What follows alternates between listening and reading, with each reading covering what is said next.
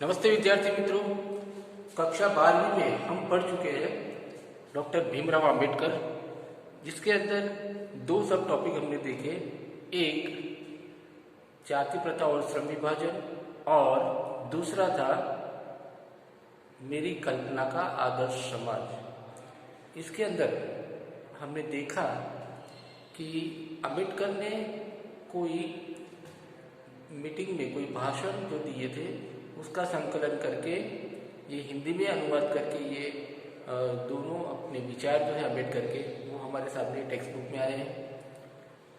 पहला जो भाग है जाति प्रथा और श्रम विभाजन, इसके अंदर उन्होंने बताया कि श्रम विभाजन यानी कि वर्क अलॉटमेंट वो इस तरह से होना चाहिए कि कोई भी व्यक्ति की इंटरेस्ट, उसकी रुचि क्या है और उसकी क्षमता एबिलिटी, उसके बेस पर वर्क अलॉटमेंट होना चाहिए, श्रम विभाजन होना चाहिए, नहीं कि उसकी जाति के आधार पर। तो जाति के आधार पर अगर काम का बंटवारा करते हैं तो उसमें वो काम वो पर्टिकुलर कास्ट के लिए सीमित हो जाता है और उसमें अगर उसकी एबिलिटी नहीं है तो भी वो काम करना होता है, इंटरेस्ट नहीं होता तो भी काम करना होता है। इस वजह से उसका प्रोडक्शन नहीं होता है, जो भी वर्क प्रोडक्शन होना चाहिए वो नहीं होता है। तो इसलिए उन्होंने बताया कि ये जाति के आधार पर नहीं, लोगों की रुचि यानी इंटरेस्ट और उसकी एबिलिटी के बेस पर काम का बंटवारा होना चाहिए, श्रम विभाजन होना चाहिए। दूसरा आपने देखा मेरी कल्पना का आदर्श समाज, जिसमें अंबेडकर जी ने बताया कि भ्रातृत्व यानी ब्रदरहुड, फ्रीडम यानी स्वतंत्रता और समता यानी इक्वालिटी, ये तीन बातों को अहम माना। अगर लोगों को अच्छी तरह से जीना है तो इन तीनों बातों का ख्याल रखना चाहिए, वो होना चाहिए, तो ही आदमी अच्छे से जीवन यापन कर सकता है। तो ये हमने देखा। अब आज हम बात करते हैं प्रश्नोत्तर की। तो प्रश्न और उत्तर की हम चर्चा करेंगे।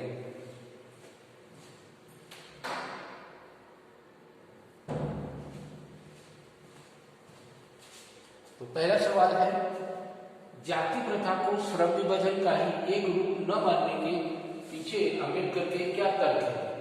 जाति प्रथा को श्रम विभाजन का एक तरीका नहीं मानते हैं, वो सही नहीं है, तो क्यों?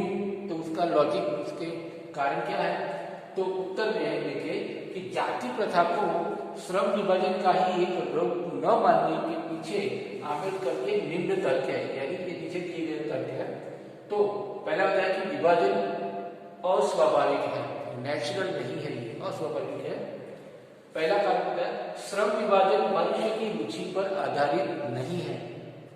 जाति के बेस पर अगर काम का श्रम का विभाजन होता है तो वो मनुष्य की रुचि आधारित नहीं है, इंटरेस्ट के हिसाब से नहीं है। दूसरा, व्यक्ति की क्षमताओं की उपेक्षा की जाती है। यहाँ कोई व्यक्ति की उपेक्षा, इग्नोरेंस होता है यहाँ, किसका? उसकी एबिलिटी का इग्नोरेंस होता है। किसी को अगर इंटरेस्ट है पढ़ाने में और उसको काम मजदूरी का दिया जाता है तो वो इसके इंटरेस्ट के खिलाफ, उसकी एबिलिटी के खिलाफ है, तो ये इग्नोरेंस है। तीसरा, व्यक्ति के जन्म से पहले ही उसका पेशा निर्धारित कर दिया जाता है, उसे पेशा चुनने की आजादी नहीं है, उसे कौन सा काम करना है उसको वो फ्रीडम नहीं है व्यक्ति को कि कौन सा वो काम चुने। लेकिन जो उसके बाप दादा कर रहे थे तो वो उनको काम करना है। तो ये थोड़ा ऑड लगेगा कि उनको अपना पेशा, अपना बिजनेस, अपनी सर्विस जो भी है वो चुनने का, वो सिलेक्ट करने का उसको अधिकार नहीं है। आगे, व्यक्ति को अपना व्यवसाय बदलने की अनुमति नहीं देती लोग। हमें अगर एक व्यवसाय हमारा जो चल रहा है, अगर उसमें हमें नुकसान हो रहा है, वो धंधा अच्छे से नहीं चल रहा, तो हम दूसरा व्यवसाय नहीं कर सकते, व्यवसाय बदल नहीं सकते। तो ये सही में अन्याय है और बिना कोई तर्क यानी बिना कोई लॉजिक की बात है कि ये नहीं होना चाहिए। हम अपना पेशा, अपना बिजनेस हम बदल सकते हैं, लेकिन यहाँ अगर जाति के आधार पर वो कर रहा है काम तो हम अपना पेशा नहीं बदल सकते। आगे, संकट में भी यानी कोई क्राइसिस पीरियड है तो संकट में भी व्यवसाय बदलने की अनुमति नहीं होती, जिससे कभी कभी लोगों मरने की नौबत भी आ जाती है। अगर बिजनेस में घाटा ही है, बिजनेस चेंज नहीं कर सकते, तो फिर तो भूखे मरने की नौबत आएगी। तो इन सब तर्कों, इन सब लॉजिक से अम्बेडकर जी का कहना है कि जाति प्रथा ये श्रम विभाजन सही नहीं है।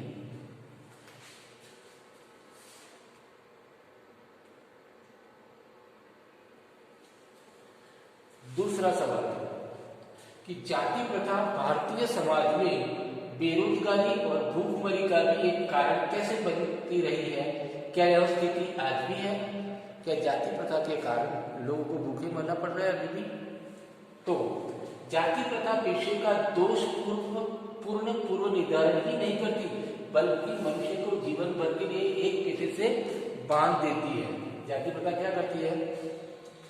व्यक्ति को एक पेशे से, एक बिजनेस से बांध देती है कि बस वही उसे करना है।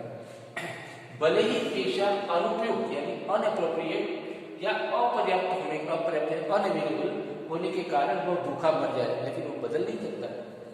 आधुनिक युग में यह स्थिति प्रायः आती रहती है, मोस्टली ऐसी कंडीशन आती रहती है, क्योंकि उद्योग धंधों की प्रक्रिया और तकनीक में निरंतर और कभी कभी अकस्मात परिवर्तन हो जाता है, जिसके कारण मनुष्य को अपना पेशा बदलने की आवश्यकता पड़ सकती है ना। अभी हम देखिए कोरोना की वजह से ट्रांसपोर्टेशन में भी है और कपड़ों के बिजनेस में, ये सब में काफी गिरावट आई, काफी घाटा रहा उनको।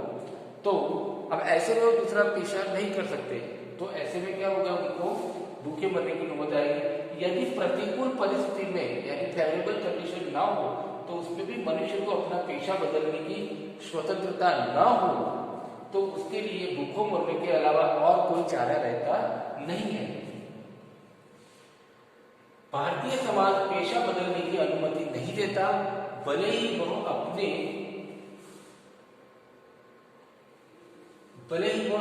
पैतृक यानी बाप दादा से जो मिला हुआ पेशा है, पेशे की अपेक्षा अन्य पेशे में पारंगत हो। इस प्रकार पेशा परिवर्तन यानी बिजनेस चेंज करने की अनुमति न देकर जाति प्रथा भारत में बेरोजगारी का एक मुख्य और प्रत्यक्ष यानी फेस टू फेस हमारे सामने प्रत्यक्ष कारण बनी हुई है, डायरेक्ट रिजल्ट। आज भारत की स्थिति बदल रही है। सरकारी कानून, सामाजिक सुधार और विश्व स्तर पर होने वाले परिवर्तनों के कारण जाति प्रथा के बंधन समाप्त तो नहीं हुए, परंतु कुछ लचीले बने हैं, कुछ फ्लेक्सिबिलिटी रही है। आज लोग अपनी जाति से अलग पेशों को भी अपना रहे हैं। अपनी वर्तमान परिस्थिति यह है कि ऐसा नहीं है कि जो अपने बाप दादा का बिजनेस है वही करना है, वो अपना कोई भी व्यक्ति अपना पेशा खुद चुन सकता है।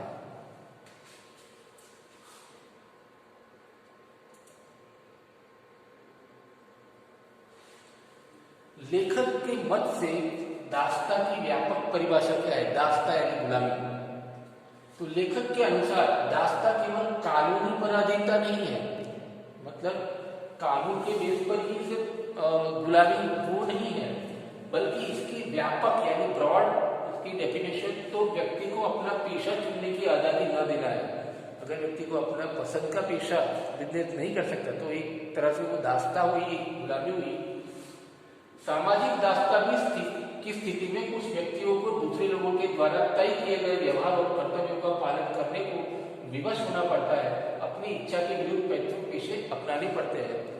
जाति के बेस पर ये सामाजिक रूप से सोशली यानी समाज में, सोसाइटी में क्या होता है, कुछ लोग कुछ जाति के, नीची जाति है अगर किसी की, तो उसे मजबूरन सफाई काम करना ही, क्योंकि तेरे बाप दादा ने किया था तुझे यही करना है, तो उसको वही काम करना एक तरह से दास्ता हुई, गुलामी हुई। तो अपना पेशा ना चुन सकना और जबरदस्ती अपने जो पैतृक पेशा है वो अपनाना एक तरह से दास्ता है। आगे का देखिए।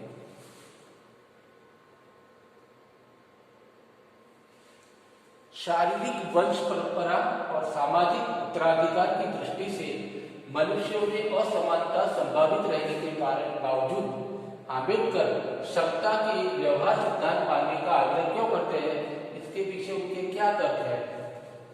अब इस सवाल में ये कहना चाहते हैं कि आम्बेडकर जी इक्वालिटी की बात क्यों करते हैं, और ये बताया कि शारीरिक वंश परंपरा और सामाजिक उत्तराधिकार की दृष्टि से मनुष्य में असमानता है। वंश परंपरागत यानी जो बाप दादा के हिसाब से किसी में फिजिकल फिटनेस वगैरह अलग है। सामाजिक उत्तराधिकार यानी समाज में किसी का सम्मान है कोई पर्टिकुलर लोगों का, तो उसके बेस पर सभी लोग क्या है अलग अलग है। लेकिन फिर भी अम्बेडकर जी क्या कहते हैं कि समता इक्वालिटी चाहते हैं। तो ऐसा क्यों कहते हैं? तो ये जो पर्सनल जो डिफरेंस जो रहता है सभी का तो ये तो रहेगा ही रहेगा, सभी लोग एक समान नहीं हो सकते। लेकिन फिर भी अम्बेडकर जी क्या कहना चाहते हैं, इक्वालिटी क्यों चाहते हैं? तो शारीरिक वंश परंपरा और सामाजिक उत्तराधिकार की दृष्टि से मनुष्य में असमानता संभावित रहने के बावजूद अम्बेडकर समता के व्यवहार सिद्धांत मानने के पीछे तर्क देते हैं कि समाज के सभी सदस्यों से अधिकतम उपयोगिता प्राप्त करने के लिए सबको अपनी क्षमता को विकसित करने तथा रुचि के अनुरूप व्यवसाय चुनने की स्वतंत्रता होनी चाहिए। राजनीतिज्ञ को अपने व्यवहार में एक व्यवहार सिद्धांत लाने की आवश्यकता रहती है और यह व्यवहार सिद्धांत यही होता है कि सब मनुष्यों के साथ समान व्यवहार किया जाए।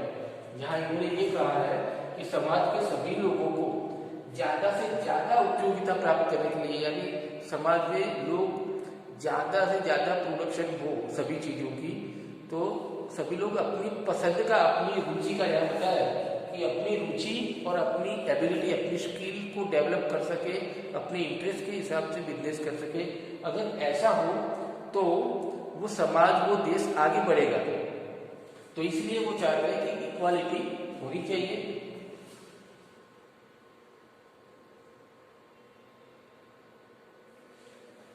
सही में आम्बेडकर ने भावनात्मक समत्व की मानवीय दृष्टि के तरह जातिवाद का उन्मूलन चाहा है, जिसकी प्रतिष्ठा के लिए भौतिक स्थितियों और जन जीवन सुविधाओं का तर्क दिया है। क्या इससे आप सहमत हैं? यहाँ इस सवाल में ये कहना चाहते हैं कि अम्बेडकर जी ने भावनात्मक समत्व यानी सोशल इमोशनल इक्वालिटी की बात की है और इसके लिए सभी को फिजिकल फैसिलिटी जो है वो भी बराबर होनी चाहिए, उसकी फेवर की है अम्बेडकर जी ने। तो ऐसा क्यों है? तो हम लेखक की बात से सहमत है कि उन्होंने भावनात्मक समत्व की मानवीय दृष्टि के तहत जातिवाद का उन्मूलन चाहे। जातिवाद मतलब कास्टिज्म जो है उसको उखाड़ फेंकने की बात की है। तो उन्मूलन चाहा है। किसी भी समाज में भावनात्मक समत्व यानी इमोशनल इक्वालिटी तभी आ सकती है जब सभी को समान भौतिक सुविधाएं उपलब्ध होगी। अगर सभी को फिजिकल फैसिलिटी इक्वली प्रोवाइडेड की जाए तो ये क्या होगा, इक्वालिटी आएगी।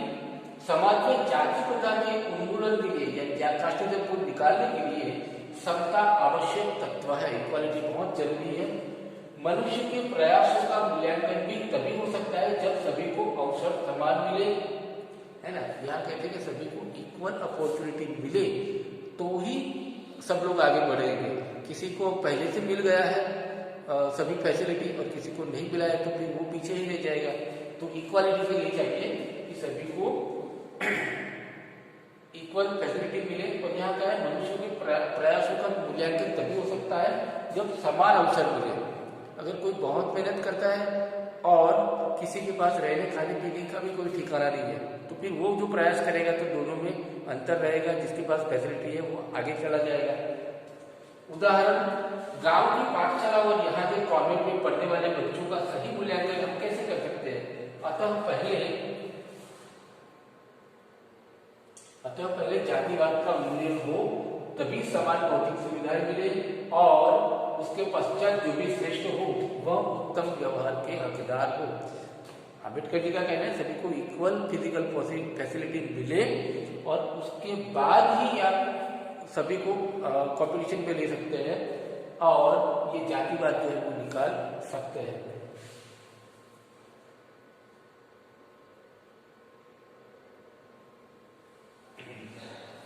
आदर्श समाज आइडियल सोसाइटी के 3 तत्वों में एक भ्रातृत्व यानी ब्रदरहुड को रखकर लेखक ने अपने आदर्श समाज में स्त्रियों को भी सम्मिलित किया है अथवा नहीं। आप इस भ्रातृत्व शब्द से कहाँ तक सहमत है? यदि नहीं तो आप क्या शब्द से समझते हैं? यहाँ होता है ब्रदरहुड की बात की है तो उसमें क्या वुमन को यानी लेडीज को इग्नोर किया है, क्या कहना चाहते हैं। तो हम आगे देखते हैं।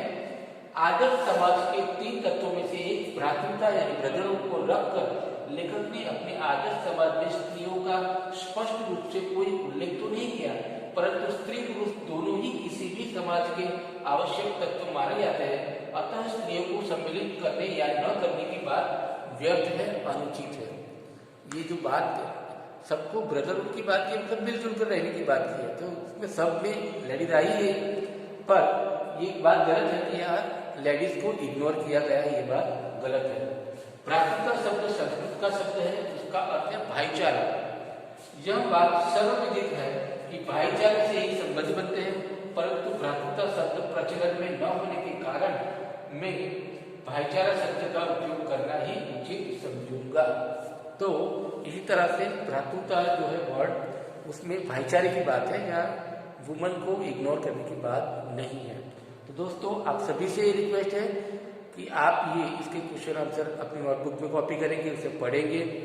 मैं इसके साथ इसकी लिंक भेज रहा हूँ, व्हाट्सएप कर रहा हूँ, या फिर तो अपने व्हाट्सएप ग्रुप में PDF फाइल भेजूंगा मैं। तो आप सब लिख लेना और पढ़ाई करना। धन्यवाद।